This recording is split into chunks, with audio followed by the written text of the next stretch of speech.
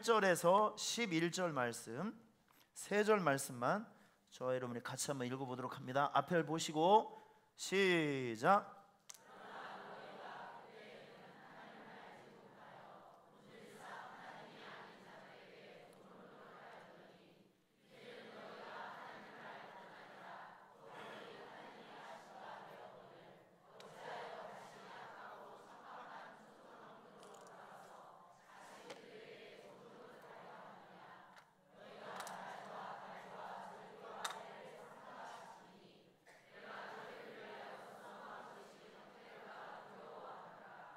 자, 지금 이 갈라디아서는 여러분에게 말씀드렸지만 사도 바울이 1차 선교 전도 여행을 통해서 개척해 놓았던 그 갈라디아 지역에 있는 그런 성도들, 모여 있는 성도들에게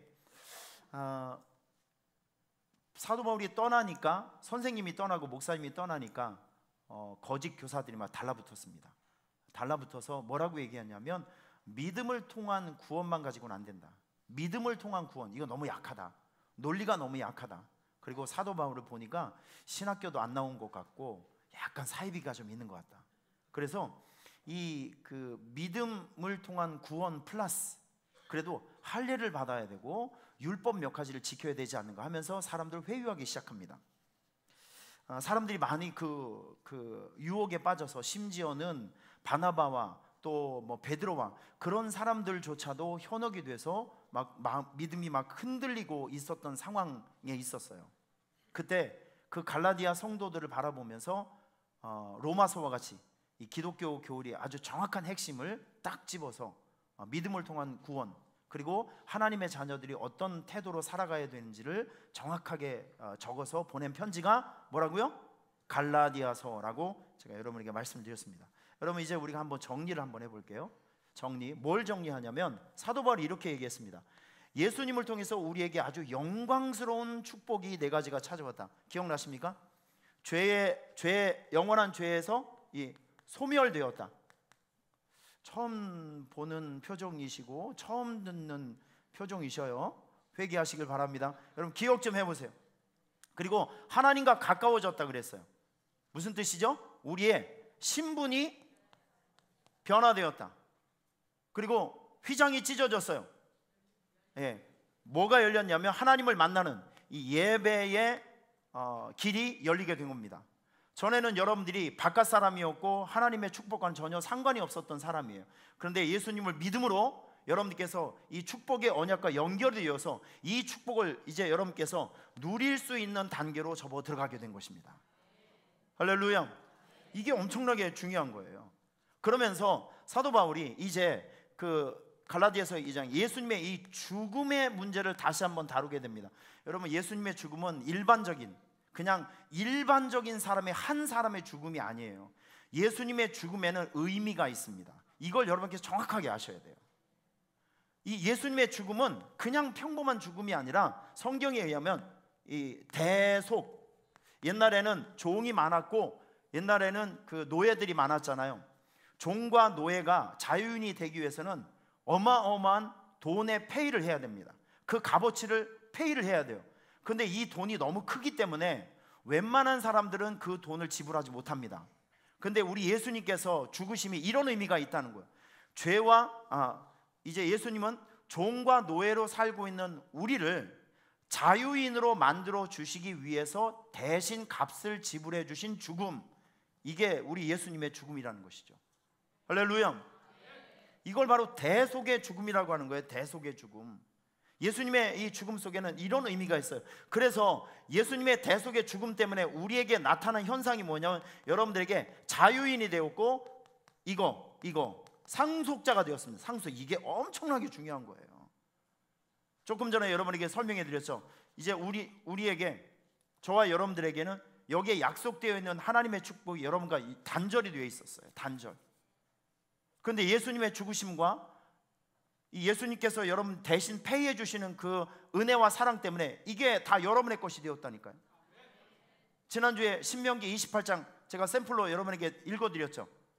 다 잡수신 줄 알고 다시 한번 잠깐만 확인해 볼게요. 신명기 28장 잠깐만 한번 봅시다. 이런 걸 자꾸 리마인드 해야 돼요. 그래서 우리가 예수 믿고 살아가는 것이 정말 흥분된 일이고 감격스러운 일이라는 것을 매번 우리가 기억해야 됩니다. 신명기 28장 다 펴보세요. 여기 1절 말씀을 정확하게 읽어보시면 여기 이런 말씀이 있어요. 시작. 내가 내 하나님 여호와의 말씀을 삼가 듣고 오늘 내게 명령하는 그 모든 명령을 지켜 행하면. 자, 여러분 보세요. 누가 하나님의 말씀을 듣습니까? 하나님의 자녀가 듣는 거예요. 누가 하나님의 말씀을 지켜 행합니까? 하나님의 자녀가 행하는 거예요. 그렇죠? 이제 여러분들 하나님의 자녀가 되었어요. 하나님의 상속자가 되었습니다. 그런 사람들에게는 어떤 혜택이 있냐면 성읍에서도 복을 받고 들에서도 복을 받고 내 광주리와 떡반죽 그릇이 복을 받을 것이며 내가 들어가도 복을 받고 나가도 복을 받을 것입니다. 이런 어마어마한 축복들이 이제 여러분의 것이 되었단 말이죠.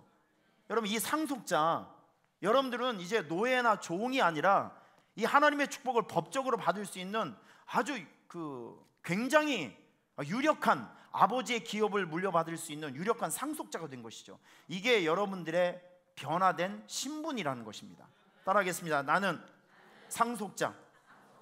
그래서 제가 지난주에 얘기했잖아요. 이 상속자는 첫째, 당당하게 살아가야 된다. 기억나십니까? 우리 아버지가 어떤 사람인데, 우리 아빠가 어떤 사람인데, 여러분의 아빠는 대단하신 분입니다. 어마어마하신 분이에요. 짜장면도 많이 사주실 수도 있고요, 좋은 데도 많이 데려다 주실 수도 있고, 진짜 우리 아버지는 어마어마한 분입니다. 그래서 기죽지 말고 당당하십시오.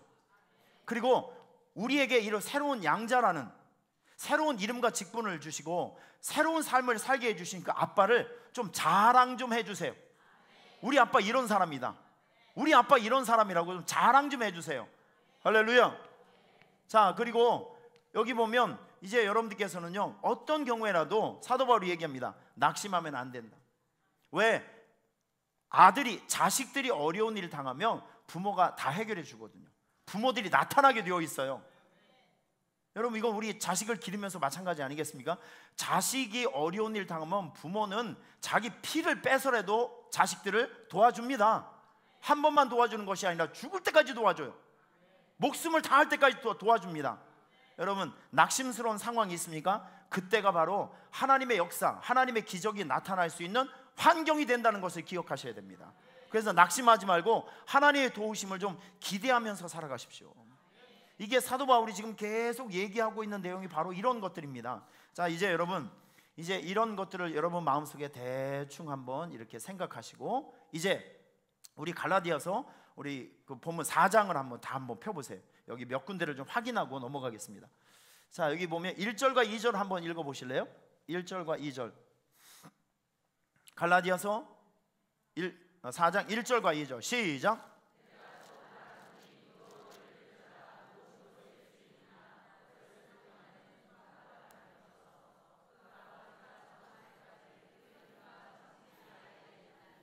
자, 이제 여러분 보세요. 여기 이런 말씀을 여러분께서 정말 잘 이해하시면 깨닫는 재미가 있어요. 깨닫는 재미가 있어요. 저도 이거 설교 원고 준비할 때 너무너무 재밌었어요. 시간이 어떻게 훅 지나간지 모르겠어요. 너무 재미있어서 막 콧노래를 부르면서 이런 진리가 깨달아지는 여러분들이 그런 재미가 좀 느껴졌으면 좋겠습니다. 너무 잘 깨달아지면 깊이 주무시는데 그런 거 많이 좀 일어나셔서, 자, 지금부터 제가 달려볼 거니까 내가 깨달았던 이 진리를 깨닫는 감격이 꼭 여러분들에게도 연결되었으면 좋겠습니다. 자, 이 갈라디아서 4장은요 이 문제를 다루고 있거든요. 율법. 자, 그런데 사도 바울이 율법을 얘기하는데 대전제가 있습니다. 여러분 저를 보세요. 사도 바울이 율법이 나쁘다라고 얘기하는 게 아니에요.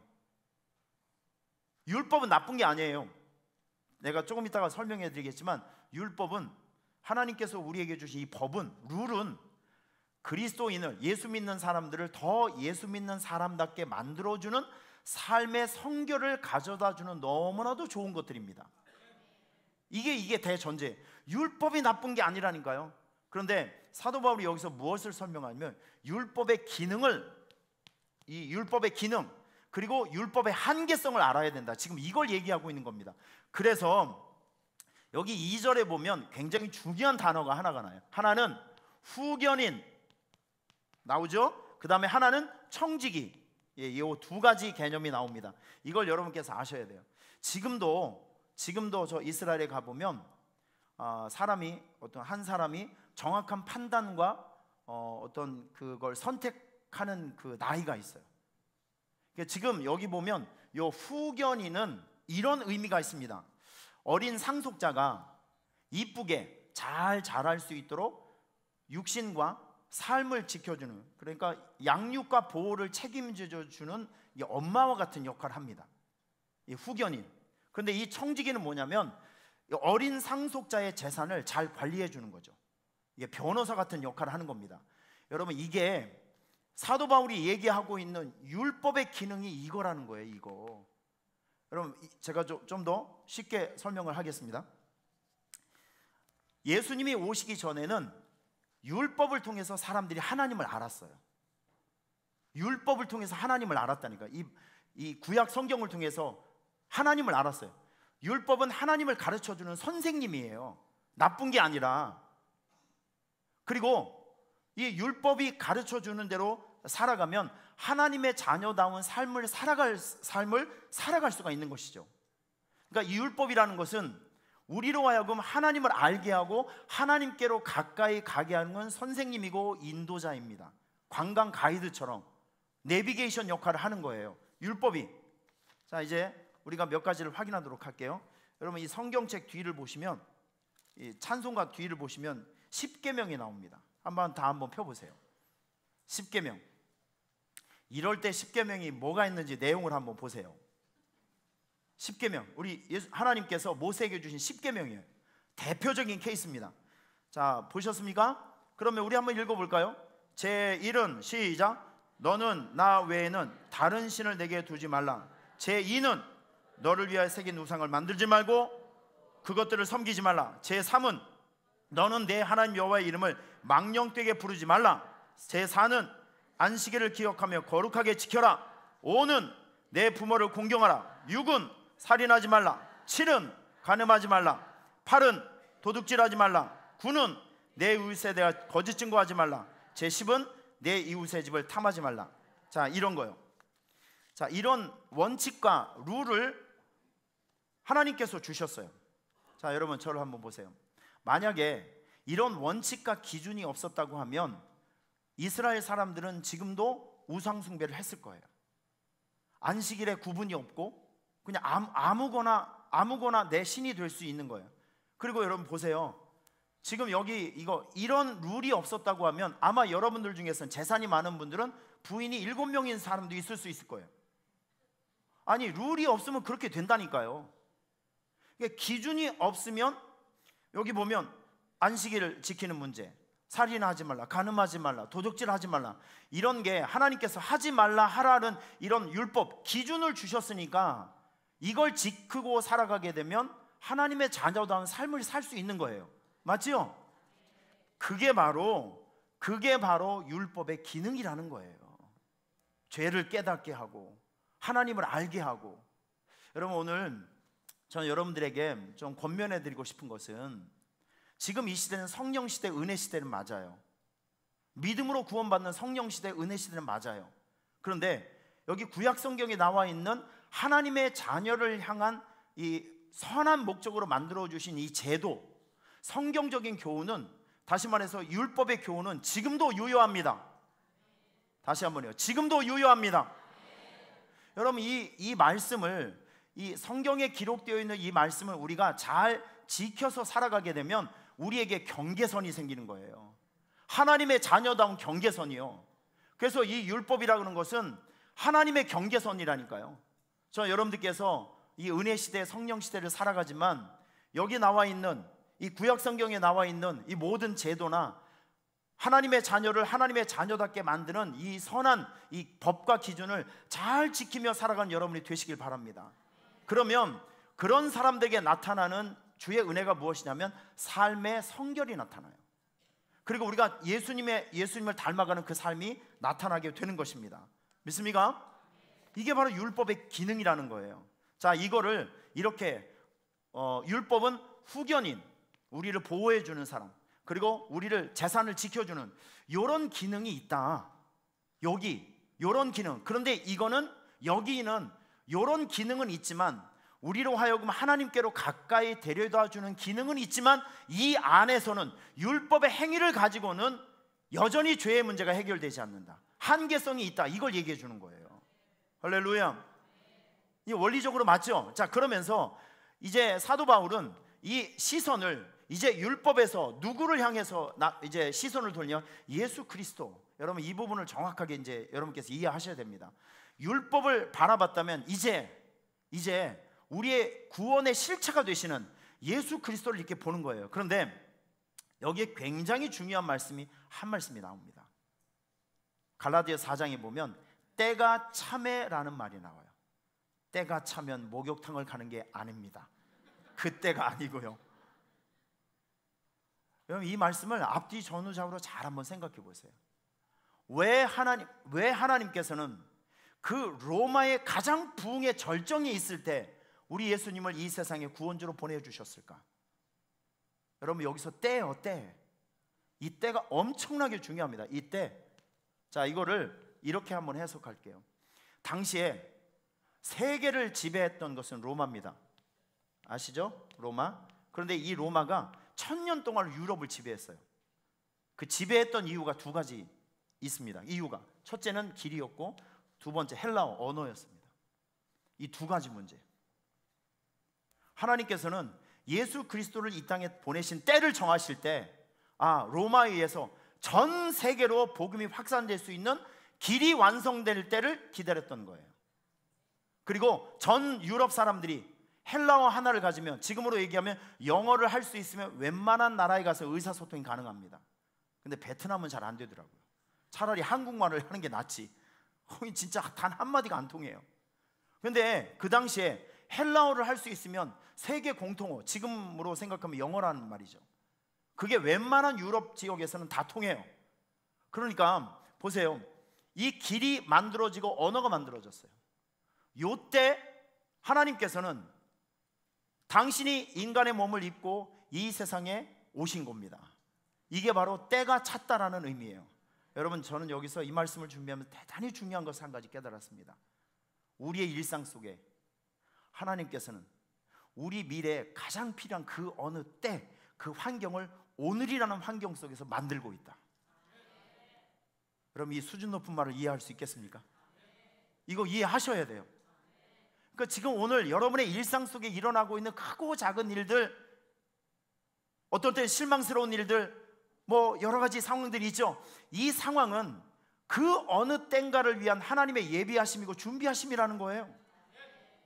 그러니까 여러분의 하루하루가 굉장히 가치 있고 의미 있는 것이죠. 여러분 이걸 아셔야 돼요. 하나님은 그 어느 땐가를 준비하고 있어요. 언제? 오늘. 여러분 이것이 여러분들의 큰 깨달음이 될 수 있기를 바랍니다. 그래서 우리 예수 믿는 사람들의 오늘 하루하루의 삶은 보람 있고 가치 있는 삶입니다. 믿습니까? 때를 만들고 있다.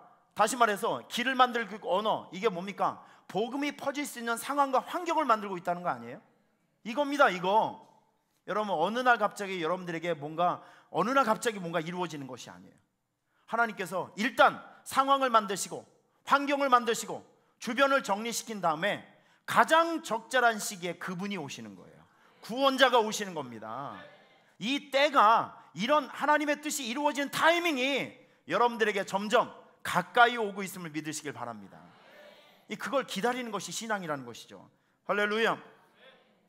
자, 이제 때가 찬데 이 예수님께서 이때 오셨어요. 자, 그런데 오셨는데 여기서 중요한 또 두 가지 그 주제가 나오는데, 일단 예수님은 하나님께서 보내주신 사람이라는 거죠. 하나님께서 보내주신 사람. 빌립보서 2장에서 보면 사도 바울이 이런 얘기를 합니다. 그는 근본 하나님의 본체시나 하나님과 동등됨을 취할 것으로 여기지 아니하시고 오히려 자기를 비워 종의 형체를 가지사 사람들과 같이 되셨고 사람의 모양으로 나타나사 자기를 낮추시고 죽기까지 복종하셨으니 곧 십자가에서의 죽으심이라. 여러분 보세요. 이 세상에 인간의 몸을 입고 오신 분은 하나님이셨어요. 그분이 이 세상에 오신 겁니다. 이 세상에 오셨어요. 하나님께서 보내신 거죠. 그런데 이 보내시는 과정 속에서 두 가지 룰을 지키십니다. 여자에게 나게 하시고 율법 아래에서 태어나게 하셨다. 여러분, 이 말을 해석해 드릴게요. 여자, 여러분, 이 여자라는 뜻이 무슨 의미가 있을까요? 예수님은 천사의 모양으로 난 것이 아니라 사람의 아주 자연스러운 순산의 과정 속에서 예수님은 인간의 방법대로 오신 거예요. 이 예수님의 육신의 어머니가 누구이십니까? 마리아죠. 마리아가 자기 배 아파서 낳았다고요, 쉽게 얘기해서. 그런데 아주 인간적인 방법으로, 근데 율법 아래서 낳았대요. 여러분, 예수님은 인간의 몸으로 낳았지만 하나님의 방법에 의해서 조성되셨다. 초월적인 방법으로, 부부관계를 통해서, 결혼의 제도를 통해서 한 것이 아니라 하나님의 초월적인 역사 안에서 처녀의 몸에서 잉태되어서 사람의 몸을 통해서 예수님은 나셨다. 하나님의 방식대로 태어나셨다. 이게 우리 예수님이시라는 거예요. 자, 그런데 이 예수님께서 이 세상에 오신 목적이 또 중요합니다. 여러분, 성경에 보면 아까도 설명해 드렸지만 우리 예수님은 놀러 오신 것이 아니라 이거 대속의 제물로 오신 거예요. 대속의 제물. 믿으십니까? 여러분, 이 대속의 제물, 이게 엄청나게 중요한 의미가 있는데 오직 예수님만이, 오직 이 세상에 예수님만이 하실 수 있는 단 한 가지의 일이 있어요. 이게 뭐냐면 죄의 문제를 해결해 주신 겁니다. 이거 만약에 그 어떤 사람이 죄의 문제를 그 어떤 사람이 해결해 줄 수 있으면 예수님은 안 와도 돼요. 어떤 임금이나 대통령이나 권력 있는 사람이, 돈 있는 사람이 이 문제를 만약에 인간적인 방법으로 해결할 수 있다면 예수님 안 와도 괜찮다니까요. 그런데 이 문제를 해결하기 위한 전제 조건 하나가 있죠. 죄 없는 희생 제물이 필요합니다. 여러분, 인간 중에서 죄성이 없는 사람이 누가 있겠어요? 어린아이도 죄성이 있어요. 그래서 하나님의 고민이 여기서 시작된 겁니다. 이 조건을 충족시킬 수 있는 희생 제물은 아무것도 없어요. 그래서 하나님께서 스스로 결정하신 겁니다. 인간의 몸을 입고 내가 내려가자. 사람의 방법대로. 그러나 하나님의 방법을 가지고 이 세상에 인간의 몸을 입고 오신 분이 예수 그리스도. 그분이 이 목적을 위해서, 이 대속, 우리 죄값을 치루어 주기 위해서 십자가 위에서 달려 돌아가신 그 사건 때문에 여러분들의 신분이 바뀌게 되었는데, 이제 여러분들이 하나님의 아들, 다시 말해서 양자로 입적이 된 겁니다. 그래서 우리가 갈라디아 얘기했잖아요. 우리가 아바 아버지로 부를 수 있다고. 이 아바 아버지는 굉장히 친근히 있는, 아빠 그런 뜻이에요. 우리가 죄인이었던 우리가 그 엄청난 우리 하나님을 감히 무엇 때문에 아빠라고, 아버지라고 부를 수 있습니까? 이 예수님의 중재 사건 때문에. 예수님께서 여러분을 위해서 죽어주심으로 우리가 자연스럽게 그분을 믿는 이 정말 코딱지만한 아무것도 아닌 이 믿음 때문에 공짜로 여러분들에게 하나님의 자녀라는 거룩한 신분이 생긴 거예요. 양자라는 거룩한 신분이 생긴 겁니다. 믿습니까? 이게 사도 바울이 지금 얘기하고 있는 복음의 핵심이에요. 이 엄청난 내용을 지금 얘기하고 있는데, 사도 바울이 너무너무 속상해한 건 뭐냐면 이 엄청난 비밀을 버리고 왜 옛날로 다시 돌아가려고 하느냐, 이 엄청난 축복과 이 엄청난 혜택을 버리고 왜 다시 율법으로 돌아가고 왜 다시 옛날의 습관으로 돌아가려고 하느냐, 너무 안타까운 거죠. 그래서 사도 바울이 사람들에게 이렇게 얘기하는 거예요. 너희가 날과 달과 절기와 해를 지키고 있구나. 여러분 보세요. 이 날이라고 하는 것은요, 유대인들이 지키는 안식일과 금식입니다. 그리고 달은 매달 그러니까 지금으로 10월 1일, 11월 1일 월삭입니다. 월삭 예배. 절기, 레위기 23장을 보면 여러 가지 절기가 있어요. 우리가 지키는 맥추절이라든지 수장절, 초막절 등등, 나팔절, 수전절, 부림절, 이런 절기를 지키고 있고, 해가 있습니다. 7년에 한 번씩 있는 안식년, 50년에 한 번씩 있는 희년. 이런 종교적인 습관으로 다시 돌아가는 거예요. 왜? 익숙하니까. 거기는 옛날 친구들도 있으니까. 거기 일단 가면 안정감이 생기거든요. 왜? 옛날부터 해오던 것들이 있기 때문에 그건 너무 안정적이고 너무 좋아요. 사람들이 이런 혜택을 버리고 옛날로 자꾸 돌아가는 것입니다. 자, 이때 이런 모습을 보면서 사도 바울이 한탄이 하는 거예요. 한탄을. 어찌하여 다시 약하고 천박한 초등 학문으로 돌아가서 그들에게 다시 종노릇 하느냐. 자, 여러분, 저는 이제 지난번에 미국을 가서 거기 있는 집사님들과 얘기를 하던 중에 20년이 넘었는데 아직도 불법 체류자로 살아가시는 분들이 많다는 걸 들었어요. 아마 외국 생활을 하신 분들은 비자가 어떤 의미가 있는지 금방 느낄 수 있습니다.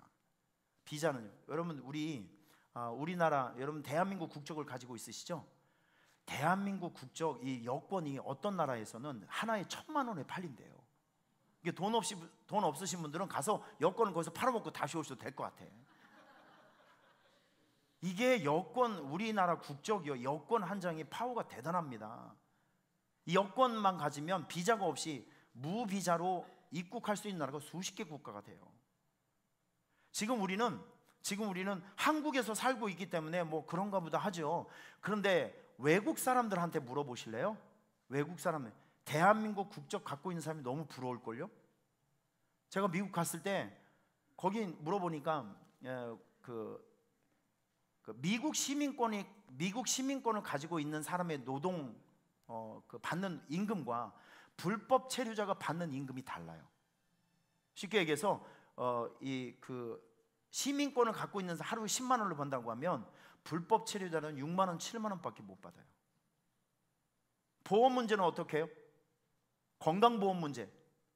여러분, 그 맹장 수술을 한번 하는데 거기서 2천만 원 들었어요. 우리나라 같은 경우에는 실손보험 들어서 거의 다 이게 보상이 되지 않습니까? 이게요, 국적이 커버하는 이 범위가 어마어마합니다. 아프면 의료보험 다 해주죠. 지금 대한민국 복지가 얼마나 좋아졌습니까? 복지 혜택이 얼마나 많아요. 노인분들에게, 또 실업자들에게, 또 창업을 하는 청년들에게, 그 교육의 혜택이 얼마나 좋습니까? 여러분, 그 시민권이 없으면 애들 교육이 문제예요. 이게 참 골치 아픈 문제입니다. 이게 시민권, 요즘 그 법이 트럼프 대통령이 와서 지금 그 사람들이 얘기해요. 미국 시민권을 따려면 거의 100만 불을 지불을 해야 돼. 100만 불, 10억이요. 여러분들은 도대체 뭘 얘기해 놀랄 거예요? 10억을 이게 은행을 뭐 이렇게 하고 해서 네, 지금 깜짝 놀랐습니다. 이게 이민법이 너무 강화된 거예요. 옛날에는 종교 비자도 잘 나왔고 뭐 취업 비자도 잘 나왔고 했는데 요즘은 너무 까다로운 거예요. 그렇다고 해서 이게 한번 신청했는데 바로바로 나오는 것도 아니고 돈도 많이 들고 시간도 많이 들고, 여러분 오죽했으면 간지 20년이 되었는데도 지금 불법 체류자로, 여러분 불법 체류자는요 경찰만 오면 숨습니다. 걸리면 쫓겨나니까. 그래서 이분들은 항상 마음 졸이면서 일은 일대로 하는데 월급도 받지 못하고 이렇게 억울한 삶을 살아가고, 이게 불법 체류자의 지금 신분이라고요. 여러분, 전 이 말씀을 준비하면서 우리 그 대수 형제가 여기 있으면, 내가 불법 체류자야, 자기가 미국에. 근데 내가 아무런 보상 없이 미국 시민권을 줬어요. 그러면 대수 형제 기분이 어떻겠어? 내가 하나님처럼 보이겠지. 막 너무 기분 좋겠지. 근데 이렇게 미국 시민권을 가졌는데 어느 날 갑자기 대수 형제가 이거 버리고 다시 불법 체류자로 다시 거기로 가는 거야. 그러고 싶어요? 절대 미치지 않는 이상 못할걸요? 지금 상황이 이런 상황이라고요. 지금 여러분들에게 뭐가 주어졌습니까? 상속자라는 하나님 나라의 시민권이 주어졌잖아요.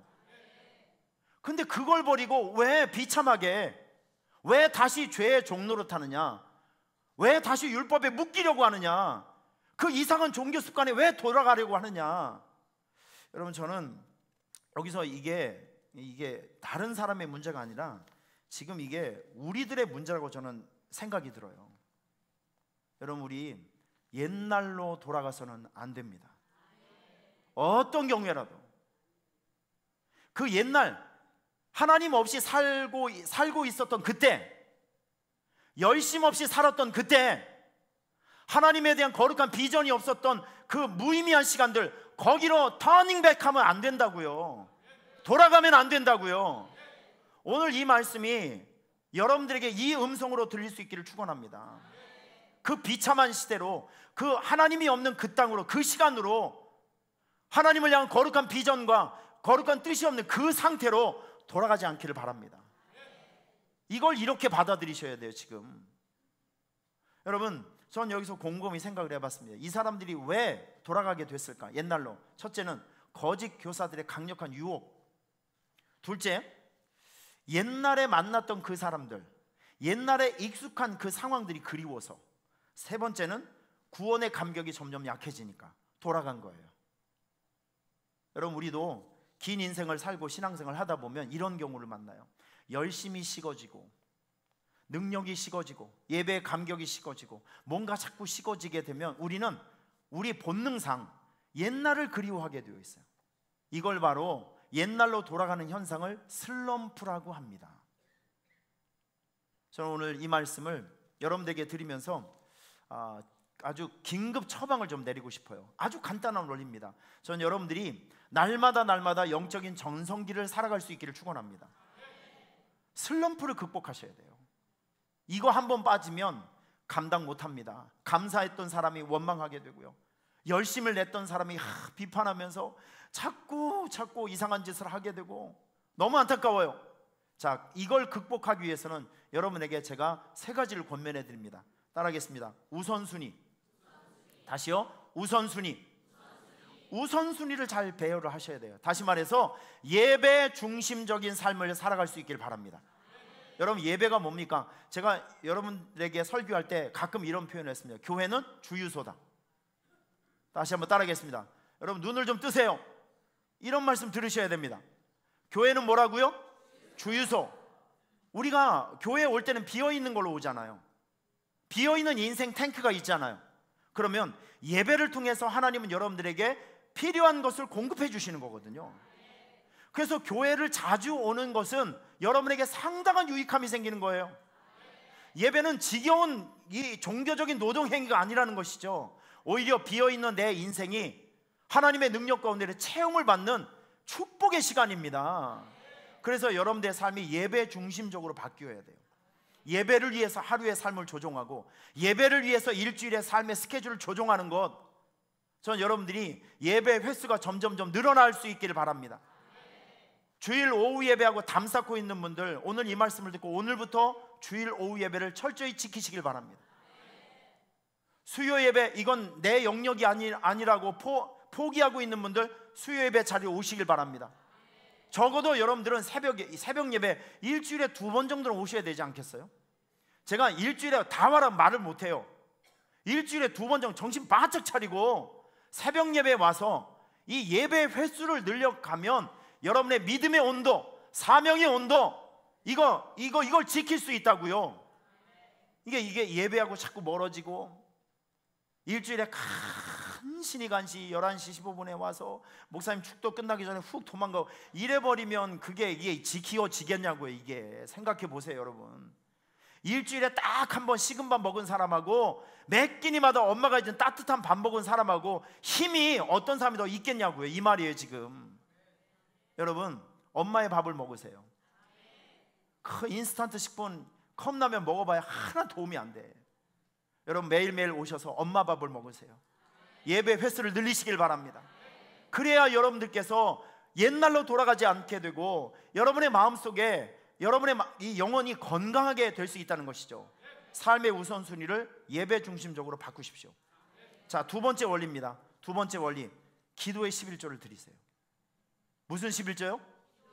하루가 24시간입니다. 그러면 24시간을 10분의 1을 뚝 잘라요. 20분 이상 꼭 하나님과 대화의 시간을 갖기를 바랍니다. 여러분, 이 기도라는 것은 하나님과 여러분들이 공식적으로 이야기할 수 있고 대화할 수 있는 공식적인 사귐의 시간입니다. 데이트 시간이에요. 여러분의 상황과 처지를 올릴 수도 있고 하나님의 계시와 뜻을 받을 수 있는 시간. 그래서 이 예배와 기도는 절대 우리에게 피해가 아니라, 손해가 아니라 우리에게 득이 되고 유익이 되고 축복의 시간이죠. 여러분, 운전을 하시든지 뭘 하시든지 간에 20분 이상의 기도 시간을 꼭 확보할 수 있기를 바랍니다. 그 영적인 이 호흡이 있어야 우리의 영혼이 질식당하지 않아요. 기도의 11절을 꼭 하나님 앞에 드릴 수 있기를 주님의 이름으로 축원합니다. 그리고 또 한 가지요. 여러분, 구원열차 타는데 공짜로 가면 안 됩니다. 반드시 우리 성가대원들처럼, 우리 찬양팀들처럼, 안내하시는 분들, 무슨 어떤 데서 봉사하시는 것처럼 여러분들은 어딘가에 한 가지 사역은 묶임을 당해야 돼요. 이 직분과 사명이 그래서 필요한 겁니다. 저는 여러분들에게 이제 물어봐요. 지금 우리 서울에서 오신 집사님도 있고, 여기는 구리에서도 오고, 저 베이스 치는 형제는 송탄에서도 오고, 우리는 천안이요. 천안. 우리는 전국구요. 사방 100km에서 모여드는 교회입니다. 왜 아무도 인정을 안 했는데, 역사적인 사실을 얘기한다니까요. 지금 우리 이용식 집사는 저 구리에서 와요. 저기는 천안에서도 오고, 안양에서도 오고, 수원에서도 오고, 사방 100km에서 모여드는 교회라고요. 그런데 물어보겠습니다. 자, 우리 이용식 집사님 여기 오려면 아침에 6시부터 일어나야 돼. 애 2마리를 데리고 오려면 9시에 와서 연습을 해야 돼요. 찬양팀 연습을 해야 돼요. 만약에 생각을 해봅니다. 저 집사 부부가 그냥 일반적인 예배자, 그냥 일반적인 집사님으로 신앙생활을 하고 있다고 하면 9시에 올 수 있었을까요? 절대 못 옵니다. 1초도 안 돼서 아니오라고 대답하잖아요. 사명이 이런 거예요. 우리를 하나님께로 끌고 가는 힘이라고요. 그걸 어떻게 지겹다라고 생각하십니까? 그걸 어떻게 필요 없다라고 얘기하십니까? 여러분, 아니에요. 정말 여러분의 신앙의 온도를 지키기 위해서, 믿음 생활 제대로 하기 위해서는, 하나님의 자녀로 살아가기 위해서는 여러분 치열하게 하나님의 사역과 묶임을 나가야 됩니다. 믿습니까? 아무리 어려워도 여러분의 직분 포기하면 안 되고, 사명 포기하면 안 되고, 봉사와 헌신, 하나님 앞에 드려야 될 이 헌신과 헌금 생활, 이 믿음 생활 똑바로 지키고 살아가셔야 됩니다. 이게 얼마나 중요하니. 이게 만약에 중단이 되면, 이게 내 개인 편향에 의해서, 개인 생각에 의해서 이런 게 중단된다고 하면 우리 믿음의 온도 금방 식을 수 있어요. 이거 금방 식을 수 있다니까요. 조심하셔야 됩니다. 내가 아무리 힘들고 어려도 이게 목숨줄, 사명과 직분은 목숨줄, 주님의 일하는 이거 목숨줄이라고요. 이거는 나에게 버거운 것이 아니라 이게 결국 나를 하나님께로 이끌고 가는 힘이 된다니까요. 여러분, 묶일 수 있기를 바랍니다. 정말 묶여야 됩니다. 이런 것들이 있어야 돼요. 예배 중심적인 삶, 하루에 20분이나 기도의 11절을 올려드리고, 사명의 줄에 묶여 질질 끌려다니고, 이런 게 있어야 여러분들의 믿음과 신앙이 옛날로 돌아가지 않고 식지 않은 겁니다. 믿습니까? 제가 간증 하나 하고 마치도록 할게요. 인도에서 있었던 실제적인 이야기입니다. 여러분, 인도는 힌두교가 전통 정교입니다. 4,000년이 넘어요. 이 불교하고 토속신앙하고 절묘하게 섞여 종교화된 힌두교는요, 정말 그쪽 지역 가보면 거의 90% 이상이 힌두교입니다. 만약에 한 동네에서 다른 종교를 받아들이면 동네 사람들이 맞아 죽습니다.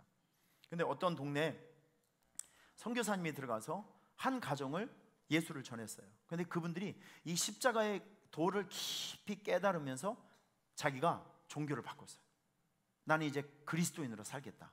이 소식이 동네 주민들과 추장에게 이제 들려지게 된 거예요. 동네 사람들이 와서 가만히 두겠습니까? 회유를 하고 협박을 하죠. 존말할 때 종교를 바꿔라. 안 그러면 니네가 지금 큰 아주 곤욕을 당한다.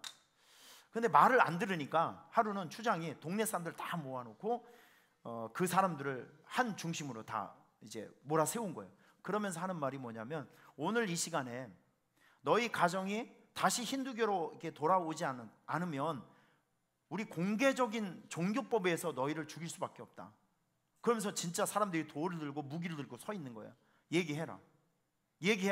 여러분, 지금 이게 내가 말을 해서 이런 상황이, 이게 만약에 여러분 주변에 칼을 들고 몽둥이를 들고 막 도끼를 들고 막 증오심에 차 있어서 말 한마디면 목숨이 왔다 갔다 해야 될 그런 상황이라고 하면 이거 여러분 기분이 어떻겠습니까? 이건 보통 상황이 아니에요.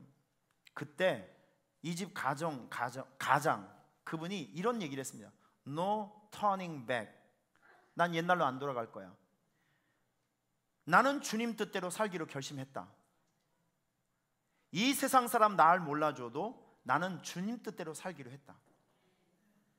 나는 세상 등지고 십자가를 보고 살겠노라. 여러분 그 고백을 하고 진짜 그 가정이 죽었어요. 여러분 그것이 스토리가 되어서 우리가 옛날부터 잘 부르고 있었던 주님 뜻대로 살기로 했네, 그 찬양이 여기에서 나온 겁니다. 여러분 저는 여러분들에게 도전하고 싶어요. 우리 옛날로 돌아가서는 안 됩니다. 사도 바울이 얘기했잖아요. 여러분들에게는 상속자라는 이름이 있다고, 하나님의 자녀라는 엄청난 이름이 있다고. 여러분 우리의 시선과 우리의 마음은요 앞을 향해 있어야 돼요. 절대 옛날로 돌아가지 않기를 바랍니다. 그 열심이 없었던 그때, 그리고 무의미하게 하나님을 믿지 않고 하나님 없이 살아가던 그때 있잖아요. 사명이 없고 직분이 없었던 그때, 하나님을 향한 열정과 열심이 없었던 그때로 돌아가서는 절대 안 된다는 것이죠. 여러분 이거 오늘 여러분들이 이걸 고백하셔야 됩니다. No turning back. 난 옛날로 돌아가지 않을 거야. 오히려 우리는 이제 주님의 뜻대로 살아가야 돼요. 세상 등지고 십자가를 바라봐야 됩니다. 세상 사람들 날 이해하지 못해도 앞으로 나에게 나타날 영광스러운 축복을 바라보며 나는 이 길을 선택하고 이 길을 걸어갈 것이다 라고 선언할 수 있기를 축원합니다. 여러분 우리 다시는 그 지긋지긋한 종의 상태로, 노예의 상태로, 하나님이 없는 그 장소로 돌아가지 않았으면 좋겠습니다. 저는 여러분들과 함께 찬양하고 기도하고 싶어요. 우리 이 찬양 부르시고 함께 하나님, 내가 하나님의 뜻대로 살아가며 옛날처럼 살지 않겠습니다 라는 이 믿음의 고백이 여러분들에게 꼭 있기를 주님의 이름으로 축원합니다. 우리 한번 찬양해 볼까요? 그리고 함께 통성으로 기도합시다.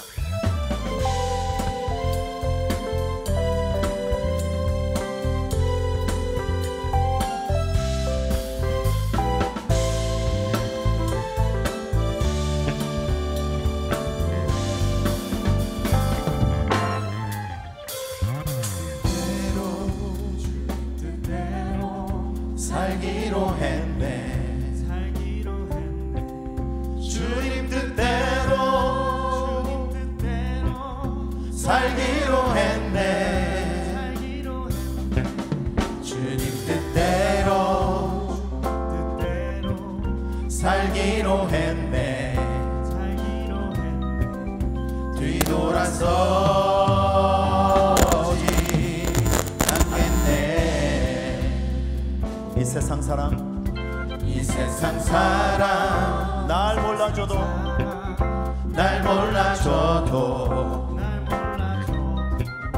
이 세상 사람 날 몰라줘도 이 세상 사람 날 몰라줘도 뒤돌아서지 않겠습니다. 뒤돌아서지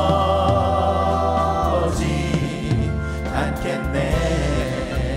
뒤돌아서지 않으리. 뒤돌아서지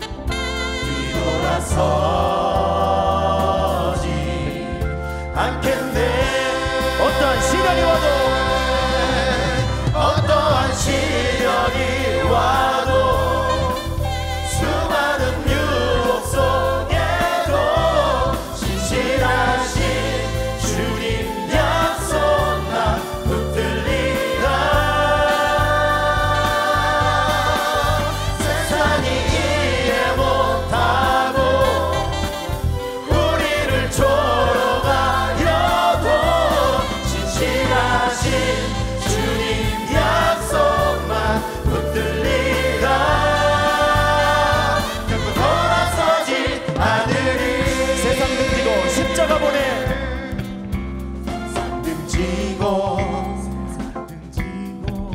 십자가 보내.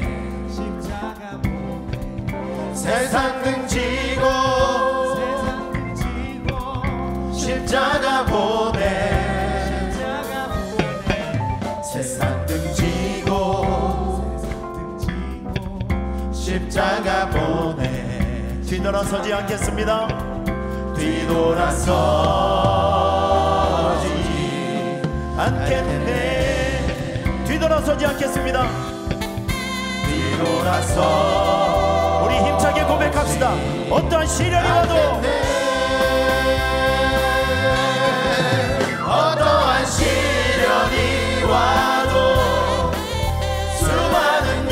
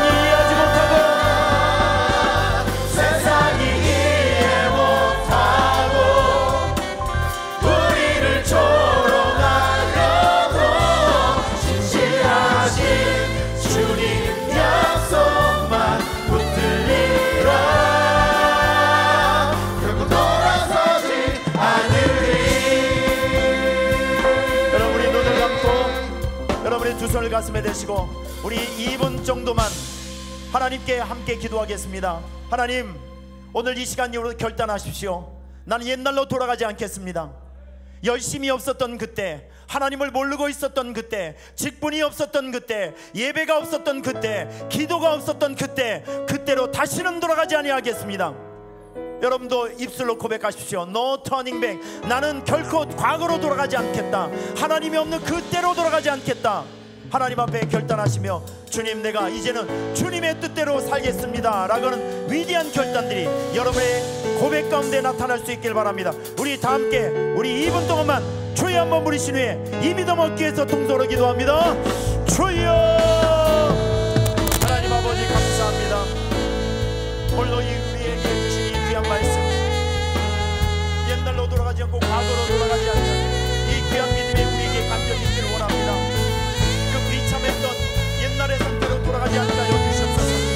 하나님, 그래서 우리 귀한 성도들에게 하나님 예배 중심적인 삶이 있게 하여 주시고, 기도의 11조가 하나님 앞에 올려지게 도와주시며, 하나님의 일과 사역에 묶임 나갈 수 있게 하여 주시옵소서. 주님, 우리 하나님을 향한 열심히 식어지지 않게 하여 주시고, 나태함과 게으름 속에 살아가는 것이 아니라 날마다 도전하며 살아가게 하여 주시고, 하나님의 부르심에 반응하며 살아갈 수 있는 하나님의 귀한 자녀들이 꼭 되게 하여 주시옵소서. 옛날로 돌아가지 않게 하여 주시고, 거룩한 목적을 향해 전진하고 도전하는 우리 귀한 성도의 삶들이 되게 하여 주시옵소서. 예수님의 이름으로 기도합니다.